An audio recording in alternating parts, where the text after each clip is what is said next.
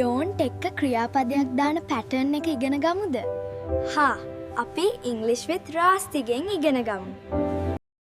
ඔබට යම් කිසි කෙනෙක්ට යම් කිසි දෙයක් කරන්න එපා යන අදහසට කියන්න ඕන නම් අපි පාවිච්චි කරන්නේ don't සමග ක්‍රියාපදයේ යොදන මේ පැටර්න් එක.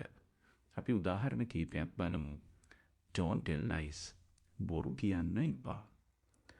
Don't drive fast. වේගින් යනවන්න එපා. Don't waste your money. වල සල්ලි නාස්ති කරන්න එපා. Don't discourage others. අනිත් අයව අධෛර්යයට පත් කරන්න එපා. Don't talk useless things.